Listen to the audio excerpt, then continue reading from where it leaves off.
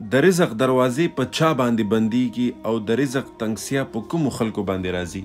د شیخ عبدالقادر جیلانی رحمه الله نه یو کس تپوس کوي حضرت په چا باندې د رزق دروازې بندیږي او کومو خلکو باندې د رزق تنګي ډېره زر راځي؟ عبدالقادر جیلانی رحمه الله ورته ډېر ناشنا جواب ورکوي، ورته وایي په هغې خلکو باندې د رزق تنګسیا ډېره زر راځي، ډېر زر فقیران کیږي، ډېر زر غریبانان کیږي د کومو خلکو درسرخان چې تر خپل ځانه پورې محدود وي. اوس په دې خبره باندې به تاسو نه یې پوه شوي چې ځان پورې څنګه محدود؟ عبدالقادر جیلانی رحمه الله د خبرې مقصد دا دی، وایي په هغې خلکو باندې به تنګسي د رزق دا ډېره زر راځي کوم خلک چې په خپلو مالونو کې د نورو خلکو حصه نه کوي، د غریبانانو حصه نه کوي، د ګاونډیانو حصه نه کوي، او چې کله ورته میلمه راشي نو په تندي باندې 12 بجې د میلمه سره ښه سلوک او ښه رویه نه کوي، په میلمه باندې تنګیږي، په میلمه باندې خفه کیږي، په خپلو خپلوانو رشته دارانو باندې چې کله د دې کره راشي دی پې خفه کیږي، تندی ورته رچوي چې بیا راغله او بیا به دې ته تاوان کوو، بیا به دې ته خرچې کوو. نو عبدالقادر جیلانی رحمه الله وایي چې د دغسې خلکو په مال باندې به ډېر زر چې دی دا زوال راشي.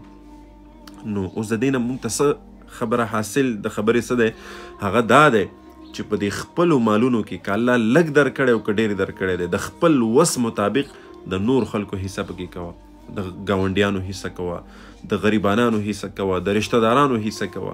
کله نه کله هسې یو پروګرام را جوړوه، خپل خپلوان رشته داران پکې انوایټ کوه، د خپل وس مطابق د روټۍ پروګرام ورته کوه، د چایو پروګرام ورته کوه، ګاونډیانو ته کله نه کله دغسې صدقه کوه. نو دا یاد ساته درسرخان به د الله وسیع کړي، الله جل شانه به دې په مال کې برکت واچوي.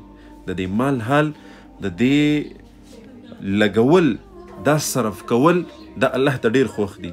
او د دې مثال د یو کوی دی، کوی نه چې څومره اوبه راوباسي دومره په دې کې اوبه زیاتیږي، صفا کیږي، او هغه کمې قدرتي چینې چې دی پکې راخلاصیږي. او که چېرته موږ او تاسو یو کوی وویستو او د دې نه موږ اوبه نه راوباسو نو دا یاد ساتئ په دغې اوبو کې ډېر زر چینجي کیږي، دغه اوبه ډېر زر څښا کیږي، او دغه کوی ډېر زر چې دی دا وچیږي. مال هم دغسې دی، الله مال درکو که ته د الله په لاره کې لګې، په خلکو باندې خرج کې، نو الله به درته زیاتوي.